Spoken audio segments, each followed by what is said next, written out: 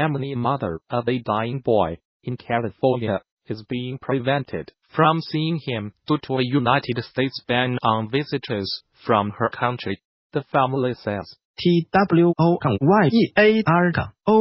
Abdullah Hassan was born with a brain disease that doctors say he will not survive. His relatives say his mother wants to see him one last time before they take him off life support. His father says the boy's mother cannot come to the US due to the Trump administration is travel ban. Abdullah and his father are American, says the family. All she wishes is to hold his hand for the last time. The boy's father, Ali Hassan, 22, told the San Francisco Chronicle on Sunday. He said the boy would probably die if he is taken to Egypt, where his mother is currently living. Mr. Hassan's wife, Shaima Swaleh, is currently seeking a waiver from the United States Department of State to travel to the United States urgently. Soon after he took office, as President Donald Trump imposed travel restrictions on mainly majority Muslim countries, the executive order went through several versions before being upheld by the United States Supreme Court this summer. It bans nationals of Iran, North Korea, Venezuela, Libya, Somalia, Syria, and Yemen from entering the US. Saudi Swalem, from the Council on American Islamic Relations, which is advocating for the family to be reunited, said boring Abdullah's mother was unfathomably cruel. Abdullah's father was born in California, but has maintained close ties with his family, his native Yemen. Mr. Hassan met his wife in the Arab nation, and the couple had 7 children there. Abdullah was diagnosed with hypomyelination, a brain disease that has affected his ability to breathe. When he was 8 months old, the family moved from Yemen to Cairo to escape that country's civil war. About 3 months ago, Mr. Hassan brought his son to the United States for treatment, with the expectation that his wife would later join them. But after doctors in Oakland, California, informed him that the boy's condition was terminal, the family applied for her to travel to the US. They say they received a rejection letter from the State Department, citing the United States President's travel ban. A State Department official, who did not wish to be named, refused to discuss the specific case due to confidentiality laws, but the official told the BBC they make every effort to facilitate legitimate travel by international visitors.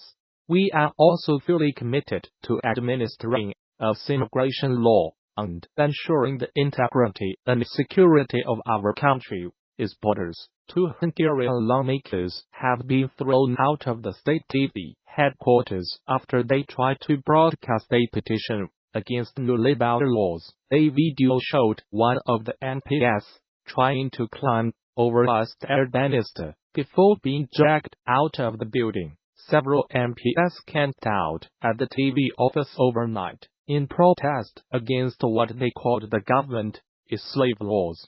New rules mean companies can demand up to 400 hours of overtime a year and delay payment for it for 3 years. Hungary has seen 5 days of street protests against the reforms, with about 10,000 people rallying in Budapest on Sunday. Such demonstrations are rare in Hungary, where Prime Minister Viktor Orban's policies enjoy widespread support. Despite repeated condemnation from other EU nations, the government says the labor reform will benefit workers as well as companies who need to fill a labor shortage. About a dozen opposition lawmakers spent the night at the offices of Hungary's main news channel, MTVA, trying to get a list of demands broadcast on air. 5. We spent the night in the building closed in the makeup room in front of the studio. Pic. Twitter. Zima en Niger. End of Twitter post by TSTVA and UAHLYI on Monday morning. Independent MPs Dina Gedeshu and Natos had his tried to circumvent guards and were wrestled out of the building. Ms. Shell streamed the incident live on Facebook. Since they were ejected, other opposition MPs have taken their places inside the building. And the standoff continues. The BBC's Nick Thorpe reports from Budapest. Meanwhile, anti-government protests have continued outside the office.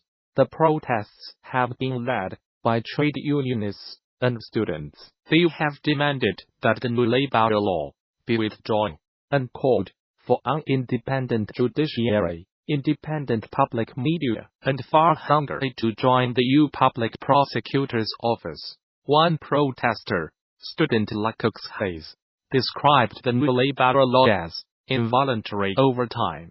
While the government says any overtime is voluntary, that does not leave the ones that do not want to do overtime in a very good place in terms of the company that will give work for them, Mr. Hayes told the BBC. In elections earlier this year, the Prime Minister is Fidesz party won a 2/3 majority in Parliament, making it relatively easy to gain approval for his policies.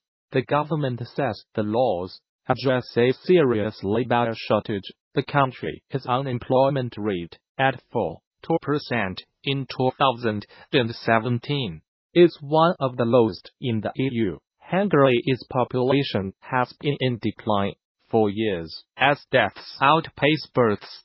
According to the European Statistics Agency, Hungary is also experiencing a brain drain as well-educated people take advantage of free movement within Europe. The problem is serious enough to have prompted a 2015 program to encourage young people to return home, offering housing and employment support.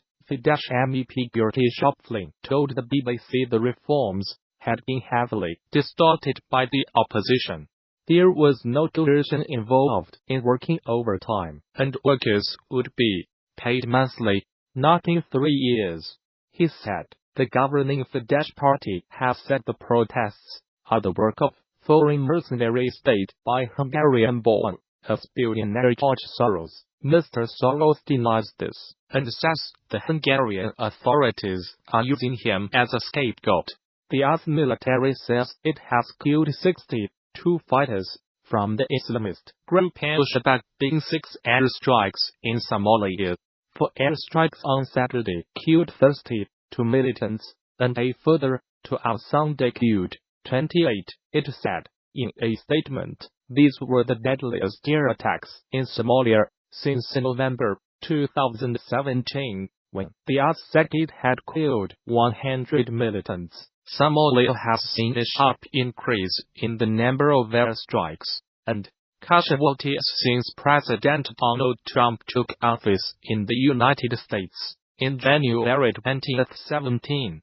A tally by the Bureau of Investigative Journalism reveals that at least 400 people have been killed in airstrikes since the beginning of 2017, far more than the previous 10 years combined. The latest strikes bring to at least 40 the number carried out in Somalia so far this year, compared with 35 recorded in 2017. The US has a huge military base in neighboring Djibouti, from where it launches attacks on the militants. Mr. Trump gave the US military greater authority in March 2017 to attack militants in Somalia. Traditionally, US presidents have been wary of intervening in Somalia since 18 Special Forces soldiers died fighting militias in the capital Mogadishu in 1993, a battle dramatized in the film Black Hawk Down. No civilians were killed in the latest airstrikes, which were carried out in coordination with the Somali government, the US military said. Alongside our Somali and international partners, we are committed to preventing al-Shabab from taking advantage of safe havens from which they can build capacity and attack the people of Somalia, the US Africa Command said. Al-Shabab, which is linked to Al-Qaeda, has not yet commented on the latest strikes. Somalia-based security think tank the Higher Institute said in a report published in November that al-Shabab had been forced to change tactics following the upsurge in airstrikes. The institute said the group was now conducting fewer mass attacks on military bases, but attacks on government offices and businesses which refused to pay its taxes had increased markedly. The State Department, in its most recent report on terrorism, described Somalia as a terrorist safe haven and said al-Shabab remained a threat despite suffering setbacks. The group retained control over large parts of the country and the ability to carry out high-profile attacks using suicide bombers, explosive devices, mortars, and small arms. The report added, an Iraqi religious leader has laid a foundation stone for the rebuilding of Mosul, is Great Mosque of al-Nuri.